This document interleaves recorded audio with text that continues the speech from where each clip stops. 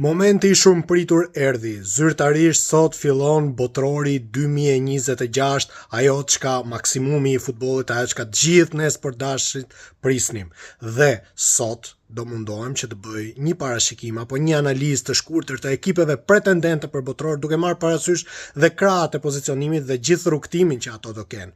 Është vërtet që në renditje të parë, në pole position, le të themi, vendoset Franca dhe Spanja, por kujdes, Spanja me një Yamin Yamal të dëmtuar që po mundohen ta fshehin, nuk është në 100% e vet, edhe pse mund të aktivizohet. Spanja humb shumë pa Yamalin në 100% e vet. Dhe Spanjën unë nuk do e rendisja më si pretendent, edhe pse është fituesi I fundit I Europianit. Megjithatë, Franca absolutisht mbetet në pole position, kotohet maksimum, domethënë është pretendentja kryesore për të fituar botrorin. Është detyra më e vështirë në botë, kam përshtypjen sot, që t'jesh trajneri I Francës me gjithë ata element, keve realisht dy ekipe që të dyja si titularët, aty faktikisht nuk ka titular dhe dytë, por të dy ekipet mund pretendojnë që të shkojnë finale. Franca absolutisht. Kujdes, duhet keni shumë kujdes, ndoshta dal kundër shumë pritshmërive Anglia me Tuchel trajner, edhe pse duket pak absurde me zgjedhjet që ai ka bërë, ka lënë jashtë disa lojtarë si Gibbs apo Foden apo lojtarë që realisht kanë zhvilluar një kampionat shumë të mirë, por kujdes nga Anglia. Ndoshta ky është momenti. Unë jam I bindur që Anglia do bëjë një botror shumë të mirë. Nuk e di, e shoh minimalisht Anglinë, e shoh deri në gjysmë finale.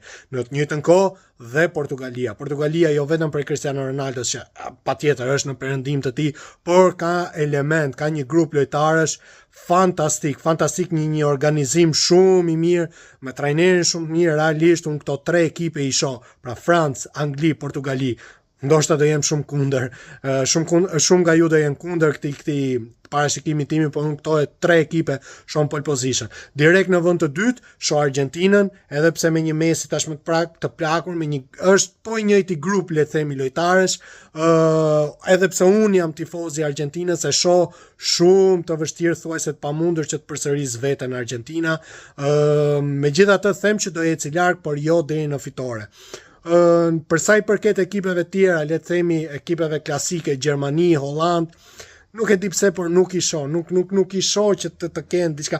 Holanda sidomos ka humbur shumë, ka jashtëmase shumë element, një ekip deri diku me element të plakur. Në zgjedhjet e Gjermanisë kam disa rezerva të mia, nuk e shoh që është, edhe pse Gjermania mbetet Gjermani, por nuk e shoh që të ketë një brez lojtarësh, le të themi, në kulmin e vet, ashtu siç na ka mësuar edhe herë të tjera. Nuk e di nëse kam harruar në një ekip tjetër. Këto janë pretendentët kryesor, apo do thoja që në thonjza hirushja e këtij turneu, nuk e di pse unë kam bindjen që do jetë Turqia. Te Turqia kam shumë besim, nuk e di, është një ekip shumë simpatik, ekip luftarak, ekip më pëlqen jashtëmase, ka element fantastik, Ildis, Arda Güler, gjithashtu edhe Çalhanoğlu, por realisht unë Turqinë e shoh shumë mirë. Për sa I përket Brazilit, se harrova ta nënvizoja, Brazili Ancelotit.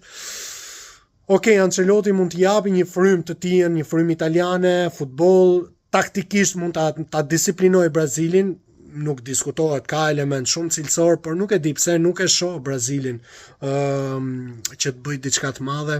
Ka marrë Neymarin, më shumë është për advertisement, nuk e di, nuk kam shumë besim ke Brazili. Për sa I përket ekipeve të Amerikës Latine, Argentinën e përmenda, Brazilin e përmenda, Uruguay, Kolumbi janë ekipe që janë rinovuar, le të themi, por nuk e kanë më atë boomin që kanë patur vite më parë. Belgjikën gjithashtu nuk është se e shoh.